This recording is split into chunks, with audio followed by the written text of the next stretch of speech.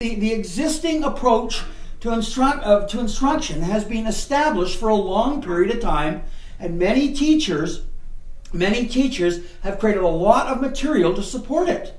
And they're quite comfortable with that mindset. Consequently, there is a strong tendency to want to continue to do what we have always done in terms of how we teach our students. But you see, there's a problem with that, and that is that our children are different. They are neurologically different. They look at the world differently. What engages them is different. And so what we need to be able to do is we need to step back and rethink education, rethink teaching, rethink learning, rethink the assessment of that learning. And I want to remind you again of that bad habit. That bad habit we have is that we tend to teach and we tend to think the way we were taught when we were growing up. We can help kids be literate by the standards of the 20th century, reading, writing, arithmetic, all that stuff. And they will be literate by the standards of the 20th century, but they will not be literate by the standards of the 21st century. And what we need to be able to do is we need to talk about 21st century fluencies. And a fluency, the difference between a literacy and a fluency is a conscious act. You have to think about, okay, what do I do next? A fluency is an intuitive, it's an unconscious act. I'll give you an example of that. We learned to ride a bicycle very early in our lives. Okay? And we all scrape our knees and bump into walls and things like that. But after a while, we get to the point where it's just automatic. We can get on a bike and ride. And then you go away for a matter of years or decades from riding a bicycle. And then you get back on a bicycle again.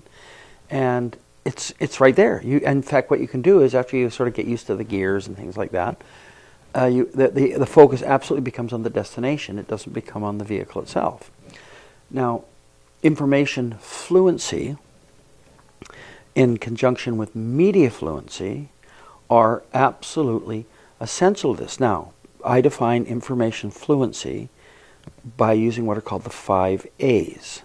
And the very first thing I need students to be able to do is to ask good questions. Because if students can't ask good questions, they're not going to be able to get good answers. So it's not something they just learn intuitively. We have to teach them to ask good questions, to be curious. Only once they know how to ask good questions can they then access the most appropriate medium or media that they need to be able to have, whether it's high tech, whether it's low tech, whether it's no tech. So it's absolutely critical that they need to be able to have skills that are not media dependent. They are absolutely, again, they're fluencies. Only when you can, and by the way, once you access information, you may realize that this isn't a linear process, that you may have to go back, you may have to ask more questions again because you might not have asked the right questions. The third one is really critical, is analyze and authenticate the information. In other words, to be able to distinguish between the good, the bad, and the ugly of information. I don't know if you've ever heard a kid say, it's true, I read it on the internet, or it's true, I read it on Jerry Springer. So what we're looking at here is we're looking for kids to be able to read between the lines. We're being able to ask them to distinguish between fact and opinion. We're asking them to be able to triangulate information. We're asking them to be able to determine the currency of information, all right? And again, we discover when we do that we may have to loop back again and ask more questions. The fourth one is sort of like what I was talking about in the presentation, is then apply the knowledge that has been generated by accessing and analyzing the data within the context of real-time, real-world, real-life tasks or simulation tasks. And this goes back to the work of Glasser that talks about retention levels. 10% of what we read, give or take, 90%, give or take, of information where we reteach the concept to someone else, or we then apply the concept within the context of our real-time, real-world task. We ask them to build a bridge. We ask them to be able to cook a meal. We ask them, the whole idea. And that's where I talked about VIP, vision into practice.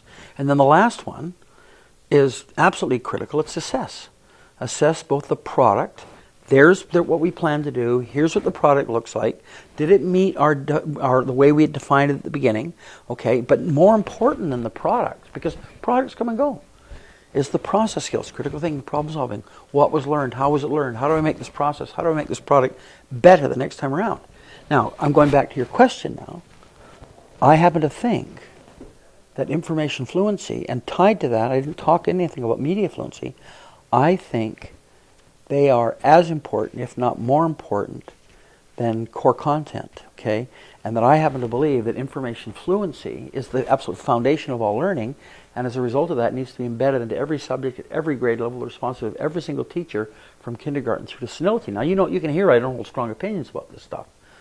So what I did was I walked up to that tank and I pressed my nose against the tank and looked inside at the gigantic school of sardines that was swimming around inside.